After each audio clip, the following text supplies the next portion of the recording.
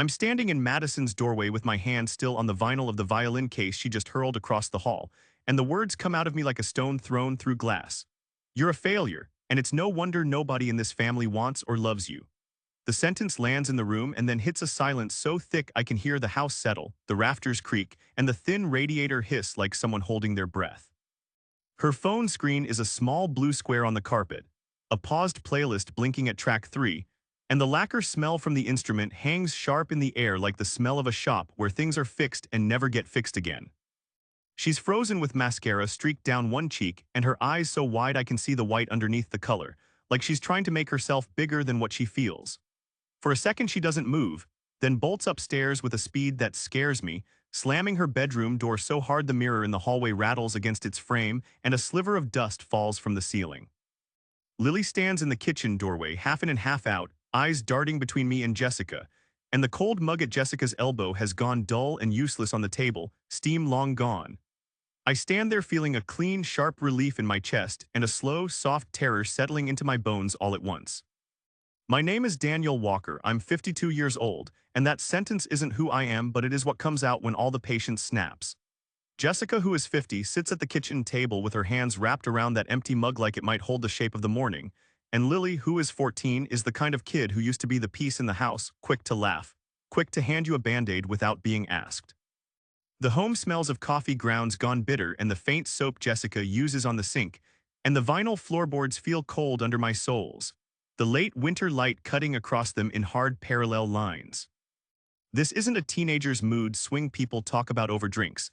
It's a long wear-down that's been rolling like low thunder for 13 years. I remember Madison at 3, sitting in the doorway, and how a pair of shoes could set her off into a tantrum that lasted an hour. The kind that left Jessica and me trading looks like we were trying to remember how we had agreed to be parents. We tried everything that felt sane. Gentle coaching that sounded like hope sticker charts that turned into paper graves of broken promises. Small rewards that bought one calm afternoon and then nothing the next day. We tightened expectations slowly, not to become those cartoonish strict parents on TV, but because the softer ways seemed to get worn thin like old cloth. We moved from strategies into systems. Practice schedules taped to the fridge, negotiated bedtimes written in marker, weekends parceled into rehearsals and chores. There were moments when teachers said, "She's got something," and I would stand in a doorway and listen to Madison play like the whole house was being tuned. But talent didn't stop the cycles, it became another ledger of investment and disappointment. We paid for lessons, drove across town for recitals, and spent gas and time and money because music felt like the part of her that would anchor itself to something outside her rejections of us. The violin bow shivers in my hand if I close my fingers around the case now, a small echo of what used to make the house feel alive. The slammed door echoes like a punctuation mark on years of trying, and the sound of that single sentence has created a wall that neither of us had permission to build. I tell myself I said it because I was honest, because exhaustion makes truth sound like a weapon, but I feel the weight of what I said as something I can't take back with a mop or an apology that slides off. I used to love Madison without question. I would have carried her to the bus stop in a thunderstorm and thought it a small favor. Saying that I loved her was as natural as breathing in the early days when she would fall asleep with a book on her chest and I would read until my voice went dry. But the last several years have frayed that certainty into thin thread, and now when I think of the way I loved her, what's left feels knotted and worn. I can admit that in a way that hurts and also scares me, because admitting that love can fray means admitting that my line in the sand could be wrong, that the man who threw words like shrapnel might have just created a wound that won't heal. When I close my eyes, I go back to a dozen small wars that stacked into that morning like dry kindling, and the first one I see is Madison at 7, sitting stiff on a chipped bench in front of the upright piano we found at a garage sale and fixed up, refusing to touch the keys because the bench didn't feel right to her, arms folded and face red like she was daring us to make her. I can still smell the wax polish from that piano, see the gouge on the fallboard where someone once dropped a tool, and remember how Mr. Carter, her violin teacher later on, would tell us carefully, "She has an ear for phrasing. That's rare for her age," like he was giving us a map and we didn't know how to read it. At 9, she sat between us and the cello teacher, Mr. Alvarez, and started crying in the lesson when he praised the weight of her tone as if the praise was a foreign language she didn't deserve. At 11, she snapped at the host after a recital, said loud enough that people at the back turned, "I'm not playing for your applause," and refused to bow, then marched off stage like someone who took kindness as an insult. Ms. Reynolds, the piano teacher, would stand at the door and say, "She listens to detail, Daniel. You should hear the way she holds a line." And it felt like confirmations were always on our side, even when her behavior was not. We invested in this because talent felt like a promise. We bought a used violin for $420, the upright piano got refurbished, and we paid to have it tuned twice a year at about $150 a pop, and she had 8 seasons of weekly lessons at an average of $55 per lesson. There were summer masterclasses she scraped into, and 3 recital fees, all of it small bills and big silences. All said and done, we'd put about $6,400 into lessons, instruments, and recitals over the last 9 years, which is a lot for our family and more than a little of our hope wrapped in paper and receipts. The money was only half of it, the rest was hours behind the wheel. I can count the miles in stop-and-go traffic, the lunches eaten in school parking lots, the weekends rearranged around rehearsal schedules, the plans canceled because someone had to be at a warm-up room at 9 in the morning. I remember one Friday when Jessica was supposed to meet a client at a restaurant for a negotiation that could have changed a contract, and she told me at 7 p.m. she needed to go watch Madison play a duet at a small community hall across town.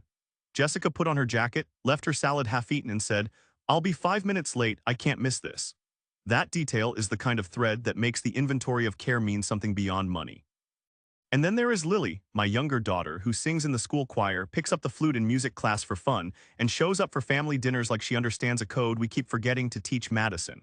Lily laughs easy, folds napkins without being told, and has that steady kind of affection that doesn't demand a receipt. Family pictures show the difference. Lily in a school concert smile, Madison in a studio portrait with a look like she's working out how not to belong. People who should know better start making quiet comparisons. One July barbecue crystallized everything. My brother stood by the grill with a beer and a sideways smile and said to Jessica, low enough that I could hear it and loud enough that Madison heard, "Why can't she be more like Lily?" The words rolled over the yard like a pebble in a pond. I felt my chest tighten like an old belt being cinched one notch too small. Jessica went quiet, and I felt in my ribs the small weight of years of patience compress into resentment. So the music, which had been the one place we could all point to and say, "Maybe this will hold," turned into the battleground. Every lesson, every recital, every compliment from a teacher started to mean something else. Proof she could do it if she chose to, proof she was squandering what we'd paid for, proof easier to wag a finger at than to untangle. That's how a private hope becomes public tension, and why, when the hallway filled with lacquer smell and a phone glow and I finally said that terrible sentence, it felt like the end of a ledger more than a moment of fury. The instruments that once bound us now sit like evidence. I told her casually, like I was asking for the salt, "Madison, could you play something for Grandpa?" And she looked at me like I'd asked her to hand over her heart. The rented hall smelled of charcoal and cheap bleach. The folding table sagged with potato salad and coleslaw in plastic tubs, and somewhere a cousin with a habit of a loud joke was setting down a paper plate with a grin that expected applause. There were 22 people there. Kids weaving between chairs, a grill hissing at the back, and the late afternoon light sliding through high windows in cold ribbons across the linoleum. She said no first, sharp and flat, like a hinge gone rusty, and then the room turned smaller. "You people are fake and so annoying," she said, loud enough that the joke on my cousin's lips died halfway to being funny. Forks hung in midair like little silver question marks, and the laugh that had been building in the other side of the room fizzled and stopped. Aunt Denise, who always holds a paper plate in one hand, froze with potato salad in the other like she'd been asked to choose between 2 religions. Grandpa Walter, Jessica's father, 78, Kane, leaning against his chair, leaned forward with his brows pinched and asked, gentle and confused, "What happened to you, Madison?" His voice had the surprised softness of a man who'd seen the world change too fast and was still trying to understand why his own family looked like strangers. Jessica's face flushed hot red. Shame and anger folded into one expression, and the paper mug she'd been holding began to crumple between her fingers. I felt my own face burn with a different heat, a dull, rolling humiliation that filled my throat and pressed at my sternum. My fingers dug into the plastic of the chair so hard it creaked once, a small, ugly sound that seemed to land louder than Madison's words. For a moment I wanted to shout back, to tell her she'd embarrassed more than herself, to remind her of lessons paid for and drives made and contracts rearranged. Instead, I felt a tug where my patience lived and another sharper pull where the years had stacked up like unpaid bills. The silence after her sentence was louder than any argument we'd had because now other people were witnesses, and witnesses were witnesses to who we were supposed to be. The rest of the afternoon hung awkwardly after that.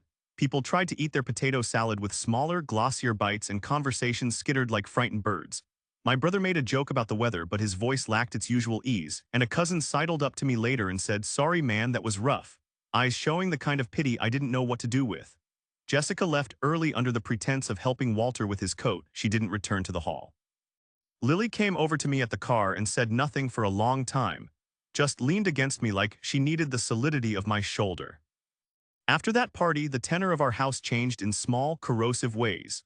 Jessica started avoiding one-on-one talks where she had to correct Madison, as if the humiliation of that afternoon had removed her willingness to be the parent who made the hard calls. She began to leave the room when Madison got sharp, stepping away with the remote in her hand or taking her laptop to the bedroom, and the absence of her defense made the silence into its own weapon. In family gatherings, she would no longer jump into protective mode. Instead, she answered Madison's sarcasm with a cool, resigned silence that felt more like a ceasefire than a defense. I found myself shouldering more of the emotional labor, the hard conversations and the scheduling of things nobody wanted to manage.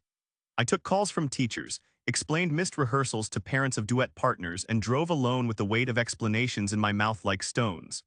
Jessica's retreat was not dramatic so much as a slow folding away, a quiet that lived between rooms and pushed me forward into arguments I didn't want but that now seemed necessary. Those small withdrawals made me angrier in private, not at Madison alone but at the sense that the family's patience had been rationed until there was hardly any left. The barbecue did more than embarrass us. It moved the line where we kept our patience and told us without ceremony that some resources had been spent into deficiency. The next time Madison slammed a door, the slamming sounded different to me, less like a child's tantrum and more like a declaration of war. She corners me in the hallway out of nowhere, urgent and raw, like the air changed and pushed her into a narrow place where words had to come out. "I'm done," she says, voice clipped. "I want to quit the violin. Now." The hall light throws a strip down her face, her chin up like she's daring me to refuse, and the laundry basket at my feet smells faintly of detergent and cold sweat from the dryer. It's the kind of unplanned confrontation that makes my chest tighten, because you know what's coming and you also don't. I breathe slow and catalog quietly. I'd already let her stop piano 2 years ago as a peace offering to try and buy back some calm when school was falling apart for her, and that had cost us an afternoon of excuses and the weight of a choice that never fixed the rest.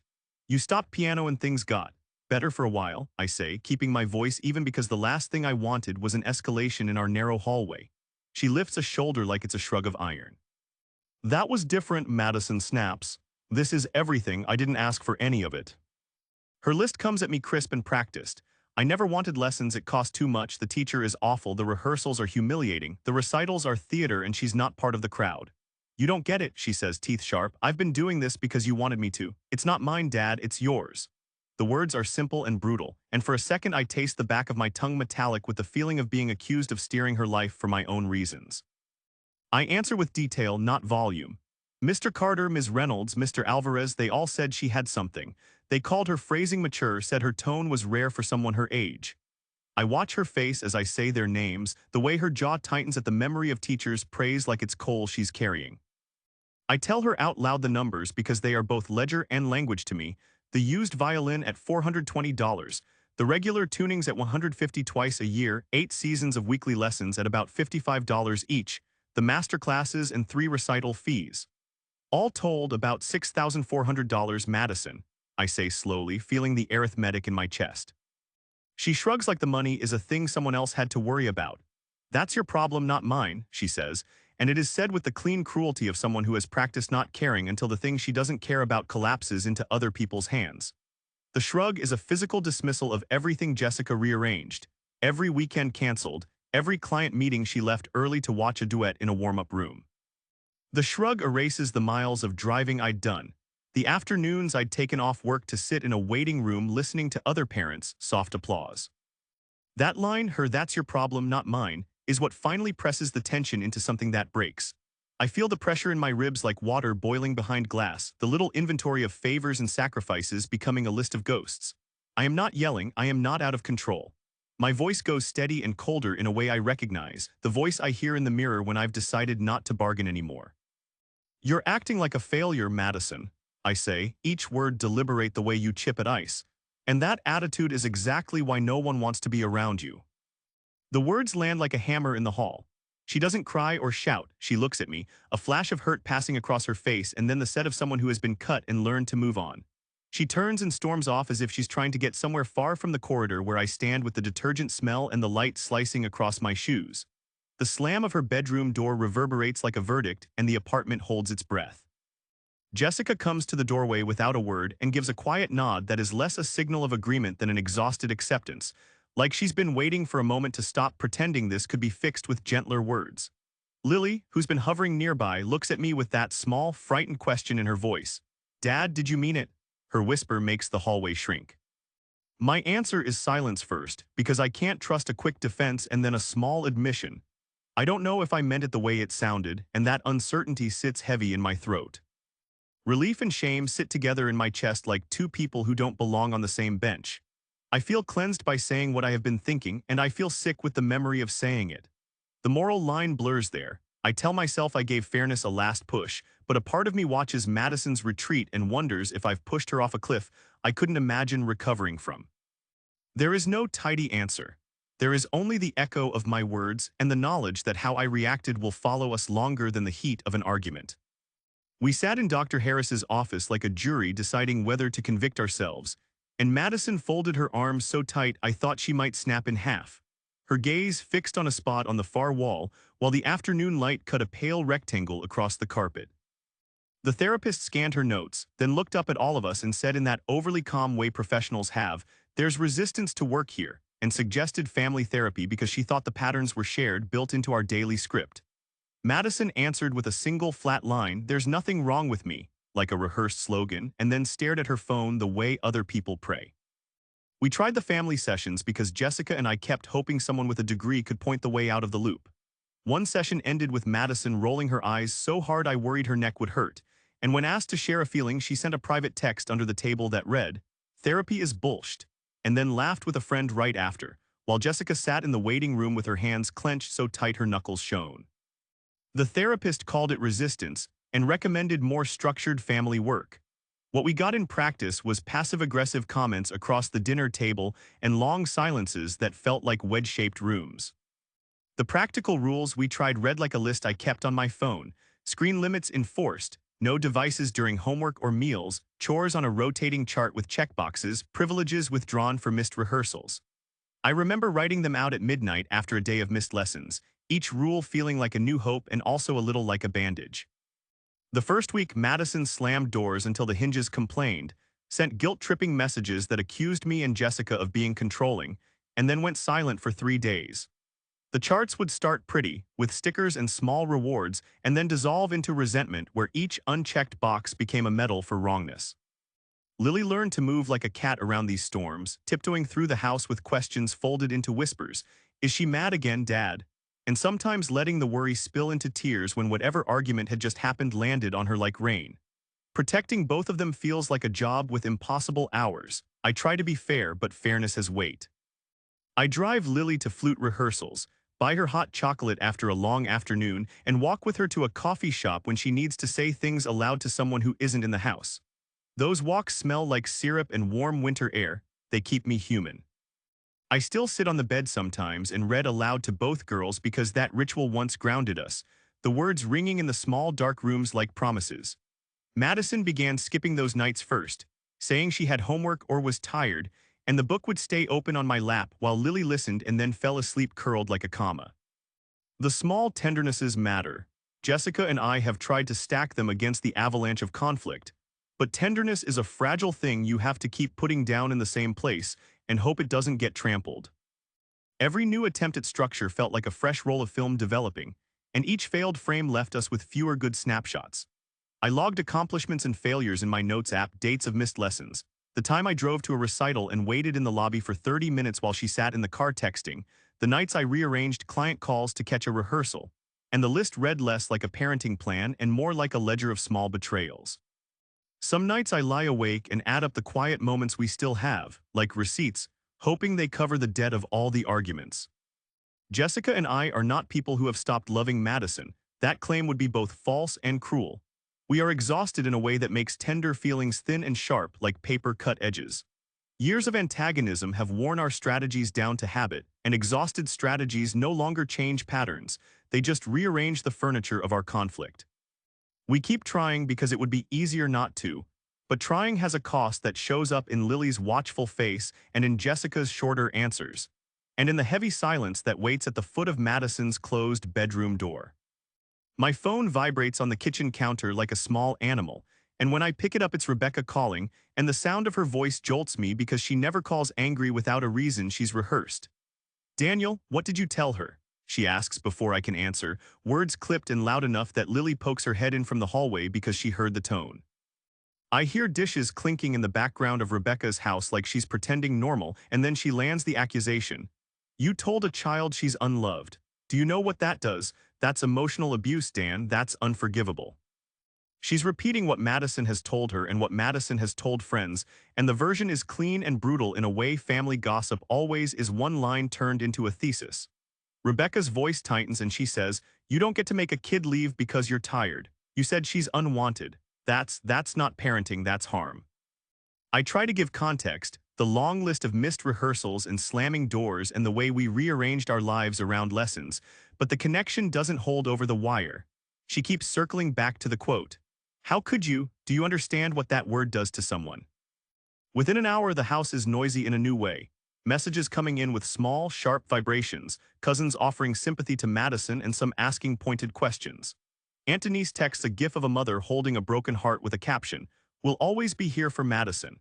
And my cousin Mark privately messages me that he's rethinking if he should bring his kids to Thanksgiving because he doesn't want them around that kind of parenting.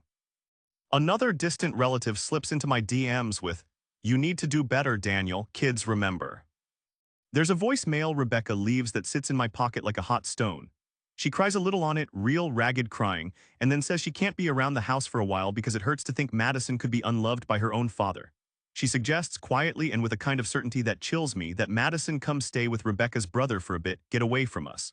The suggestion is both practical and performative, like a way to show the world she's chosen a side. I find myself arguing back in texts, and then regretting it because the words look thin against a chorus that has an image to hang onto. I write long messages that include the history nobody else has seen.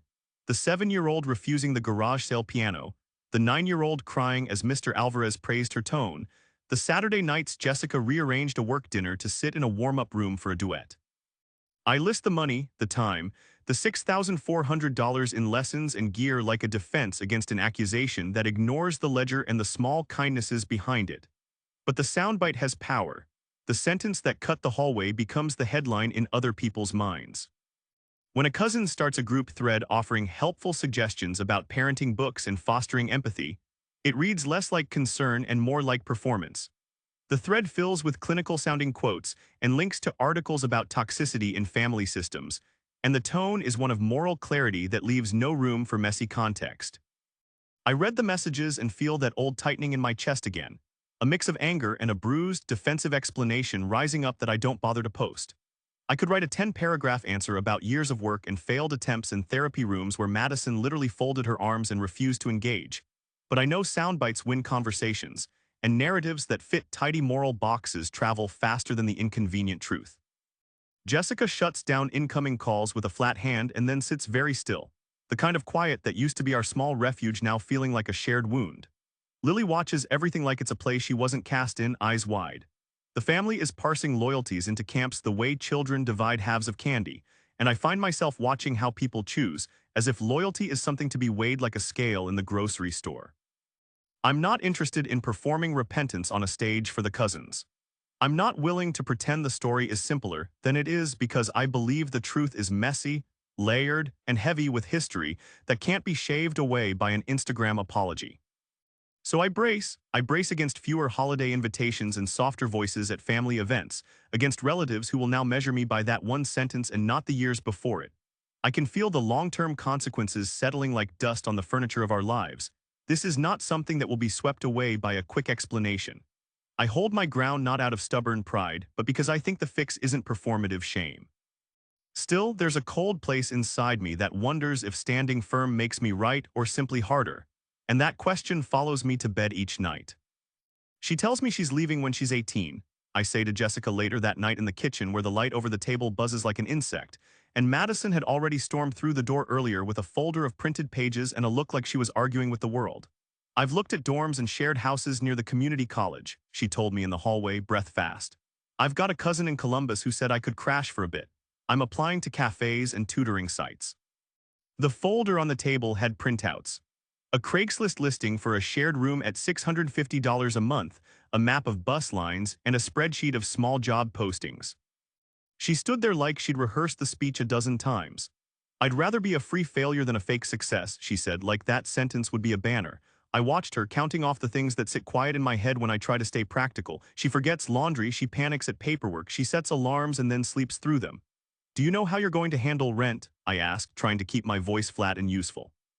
$650 a month for a shared room is fine on paper, but add food, a phone plan, bus fares, a deposit, and you're looking at nearly $1,000 first month. Who's covering that? She waved her hand like the math was small. "I'll get a job, I can tutor someone in music, wait tables, I'll save." Her eyes were bright with that dangerous mix of certainty and underestimation. "What shift are you thinking?" I pressed. "Early mornings, 10-hour cafe shifts leave you exhausted. Tutoring pays maybe 11 to 13 an hour depending on qualifications, and you won't land steady clients right away." The hallway light made her face look sharper, as if the edges of her argument could cut. I listed concrete deficits, not as insults but as a checklist of what she'd still need to learn.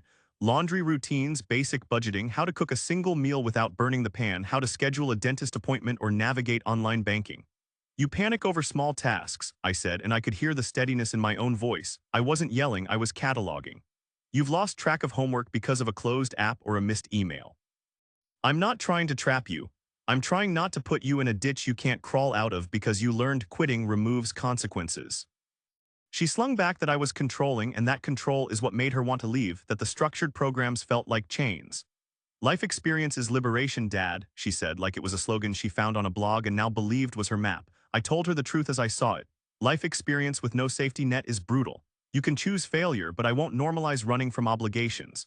You can't quit the last meaningful program and leave as if we dusted the slate clean. Jessica didn't step in. Her silence has become a thing I notice, like a physical absence. Sometimes she retreats because she can't bear the escalation, sometimes because she thinks I'm the one who needs to enforce lines. Tonight she crossed her arms and watched like someone watching weather patterns, and that quiet felt to Madison like abandonment and to me like resignation. Lily, who'd been doing homework at the kitchen island, finished her pen and asked softly, "Dad, are you going to be okay if she leaves?" Her voice was small and real and cut through everything I'd been saying. I don't know if I did the right thing by holding firm. Part of me hears the shriek of authority in my own words, and part hears a necessary boundary against a lesson I think dangerous. If you always quit and nothing sticks, life will not forgive the habit.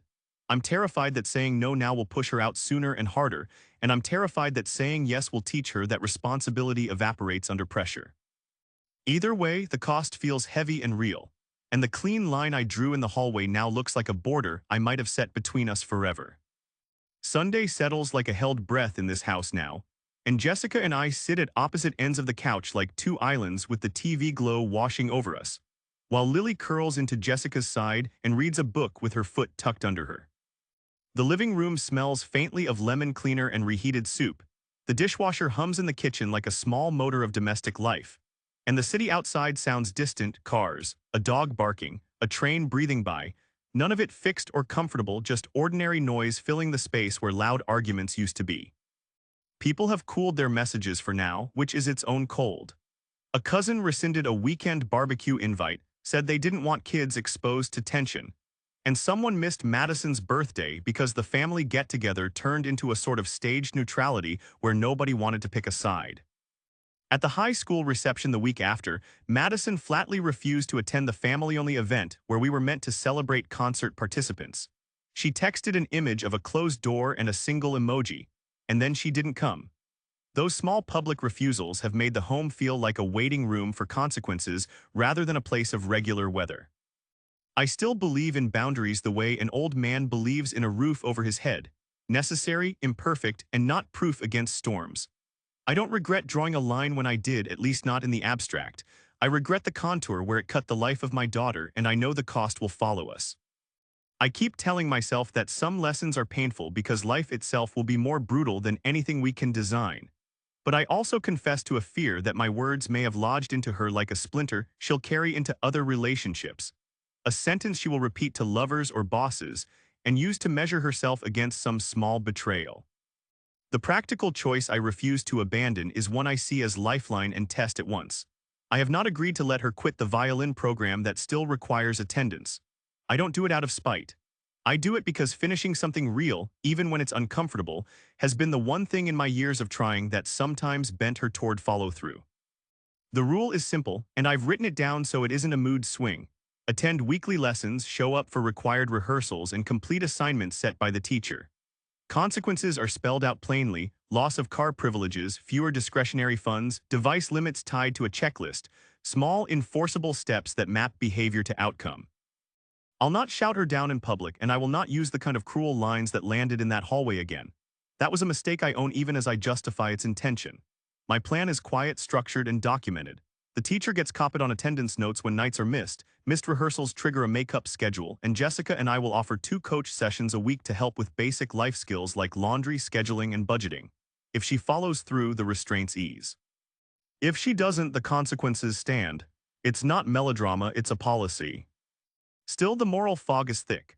I catch myself imagining her tiny and furious and replaying the moment my words echoed down the hallway, and then I imagine her facing real scarcity and wondering if she'll learn the lesson I wanted to teach or lose trust in the people who should have been steadier. Jessica's silence most nights feels like a verdict and a mercy at once. Lily's small voice across the couch, "Are you sure this is the only way?" pulls at me more than any cousin's texts ever did. Protecting both of my girls has become a game of impossible balances. Then one evening I find a small folded note on the kitchen counter under a glass of water. 3 words inside, not an apology and not a declaration of war: "I need space." The handwriting is hers, tight and slightly slanted, and my first instinct is to map it onto every fear I have, but I hold the paper like a fragile thing anyway. The note could be the start of repair or the outline of a departure. For now it sits between the toaster and the plant, ordinary and heavy. I lie awake late and listen to the hum of the dishwasher and the city moving on outside, thinking about what parenting should be when love is tested, firm enough to teach consequence, soft enough to not break the child you are trying to shape. I know some things might heal and some might not, and I know I cannot unsay the worst of what I said in a hallway. What I can do is try to be steadier, to keep the rules fair and the punishments known, to stop using truth like a sword and start using it like a tool. That choice came from a long, exhausted desire for truth more than from malice. And now I sleep with that complicated honesty beside me, hoping it will be enough to find us back.